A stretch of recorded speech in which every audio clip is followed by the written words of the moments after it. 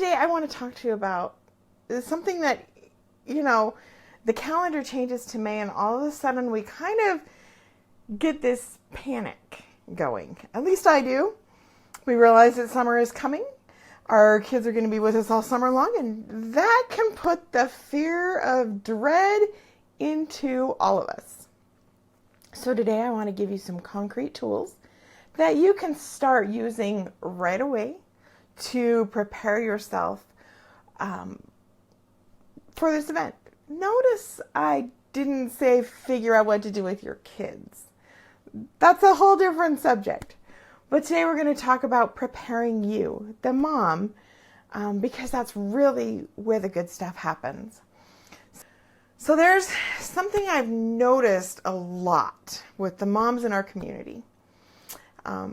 Most of us know better. Most of us have heard something preached against it, and we know, at least in our heads, that it's not very healthy.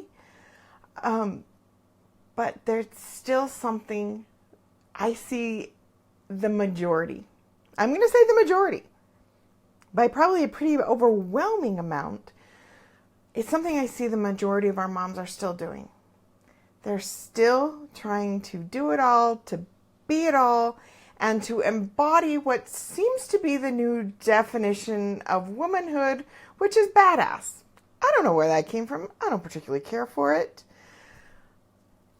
But you know what? We get this notion in our head that we've got to be that, or we're not anything, or at least we're not enough. And that is simply not true. But yet the fact that so many of our moms are still falling into that trap tells me that it's not that they don't want to do something different, but they don't necessarily know how to break out of that cycle or how to get out. So we're going to talk a little bit about that today. If you've been around for a while, you've heard me talking a lot about filling buckets. Lots of people talk about it. We got to keep our emotional buckets full. With summer coming, the kids home with less structure, it's going to be all the more important for you as the mom to know how to keep filling and keep refilling your own bucket so it stays full, because it's hard. It is darn hard. And you've got to have every resource available to you to be able to do it. So we're not going to talk about buckets today, though. We're going to talk about teacups instead. I'm not talking about the big old heavy mugs. They might be functional, but those aren't the ones we're talking about today. We are going to talk about these.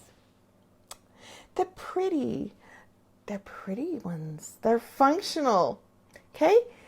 These little teacups, delicate as they look, stand up to a lot of use, but yet they're also easily broken if they're not properly cared for.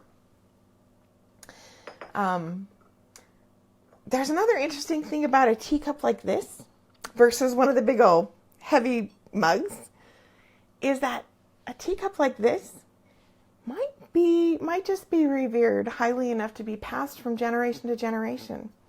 That is the case with this one. This one happened to belong to my great-grandmother.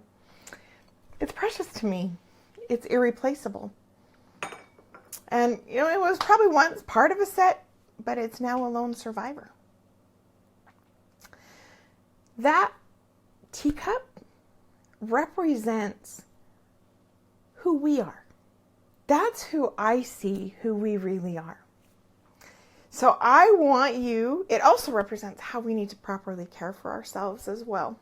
So I want you to imagine this beautiful little teacup in its proper setting, full of some lovely tea.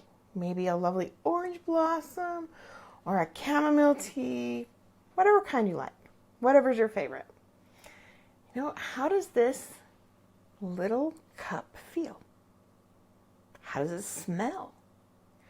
What's the feeling going on all around you if you're in a situation where you're using this pretty little teacup?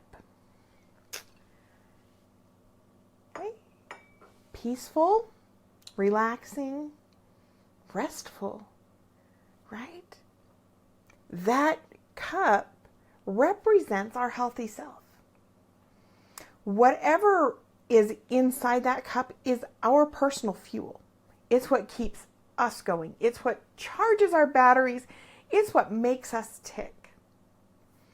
Here's what I see happening a lot though. And it happened to me. So if it's happened to you, don't feel bad. You're not alone, I guarantee. What I see happening is that we use up the contents of that cup without refilling it. And over time, the volume gets lower and lower and lower and lower. Sometimes we don't even realize how low or how depleted that cup is until there's absolutely nothing left. And we're forced to pay attention to it. Here's something else I see happen to a lot. And again, this happened to me too. I see a lot of other people dipping into our teacups and taking their fill from what's ours. So in real life, what does this look like? It looks like other people taking what you don't have to give without ever giving back anything in return or realizing that you need anything in return. It could be a lot of expectations placed on you either by other people or by yourself. It could be demands that you do more and be more without having any extra support or training to even do what you need to do. It could be just simply that you've reached a point of exhaustion or depletion, or that there's very poor boundaries and you don't know how to keep people from dipping into your cup. So I want to look at this cup again. What would happen if we were in a room and this lovely teacup full of our lovely tea was passed around the room and everyone took a sip? How are you going to feel about this cup when it's returned to you after that? How are you going to feel about yourself? Are you going to be the next one that wants to, hey, let's take a drink here? Really? Most of us are probably going to go, thanks, but no. Right? After everybody else has held it, after everybody else has had their mouth on it, after everybody else has taken their dip. Okay? It just as it's not okay for that teacup, it's also not okay for that to happen to you as a person. I want you to think about that for a minute. So what if it already has happened and your cup is already completely empty and you're running on dregs. Everybody's taken their share. Everybody's done their thing. What do? Well, the first thing you've got to do is clean up the cup, refill it, and keep it full. Okay, there's a myth out there that this is going to happen all at once, right? We pour the tea in, it fills up really quickly. It doesn't happen like that with our own emotional and physical reserves. There isn't one grand event that will make it happen. Especially if your cup has been drained and has been dry for a while, you're going to have a hard time holding what goes into it any longer than our kids do when we pour into them and it just falls right out the bottom.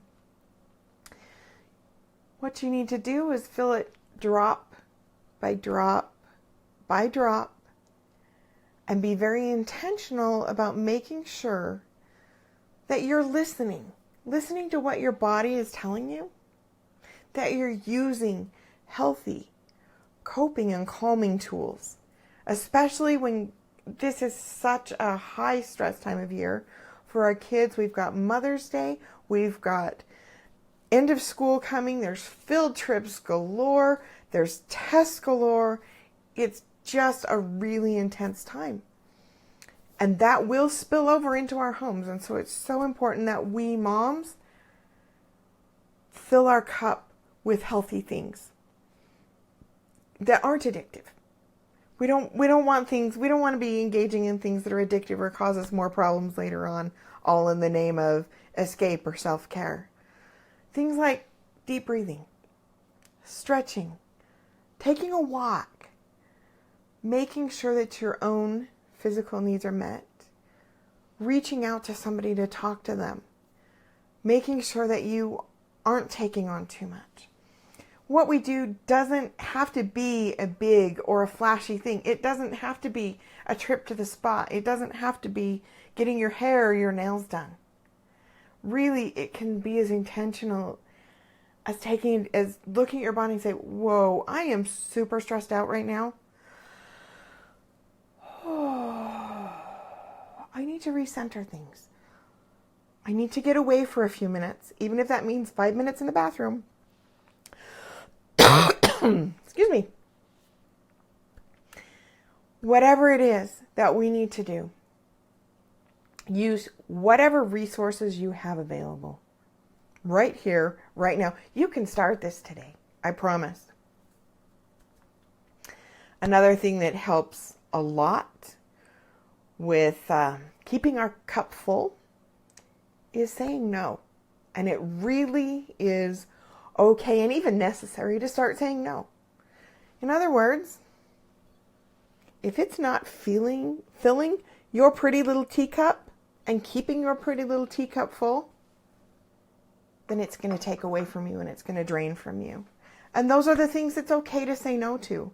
Whether it's too many activities for the kids, too much taxi service for the kids, too many demands placed on you, too many expectations, too many distractions, or too much of anything. Take a look, take a step back and look, is this filling my cup? Does this feel good to me? And if it doesn't, it's okay to say no. So just as it's not okay for that teacup to be passed around the room and kind of be returned to you after everybody's taken a sip, it's also not okay for others to take from you without giving back. Now, this is a really hard thing to do because it's what our kids are wired to do. And we have to put brakes on wherever we can, in however we can, even if that means starting with the people on the peripheral. That's usually the easiest place to start.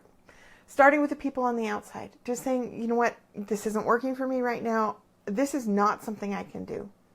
And start practicing healthy boundaries. They're not mean. Boundaries are not mean. They're there to keep the contents of what you have that fuels you safe and so that you have enough to fuel you. So, there's another little part to this pretty little teacup. Okay? It has a saucer that goes with it. What's the purpose of that saucer? It's to catch the drips and whatever spills over from the cup, right? Here's the secret for you. You don't serve from the cup. You serve from here. You serve from the excess. You serve from what's extra. And it's not a do-it-yourself self-service bar. It's not a drive up and take what you want, because you know what? If you let people do that, even from your excess, they're going to eventually dip back into the contents and you're going to be right back where you are. No, you got to serve from your excess with a spoon and control what's being served out so that there stays enough in here. Here is the really cool thing about serving from the saucer instead of from our cup. The more that we fill our cup up, the more we have and the more the excess will spill over and the more that we have to share. That's really the way it works. As we wrap things up today, I want you to remind you to serve not from the cup, but from the saucer, from the excess that you have. And especially, with things coming and coming faster than we want them to, and those days just kind of seem to be ticking through, and maybe if you're like me and want to stay in denial for a little while, to see, kind of pretend, it's not really going to happen. That's kind of my style, but it's going to happen. It's going to happen, and summer's going to be here, and our kids are going to be home before we know it. So it's important to start today to fill up your cup and practice keeping it full and practice adding whatever drops you can so that you can have enough to get you through what is typically a very difficult time of year for a lot of our families. Thank you for being here. I'm excited to share these things with you. Until next time, you can do this. You've got this. I believe in you, and I will see you later.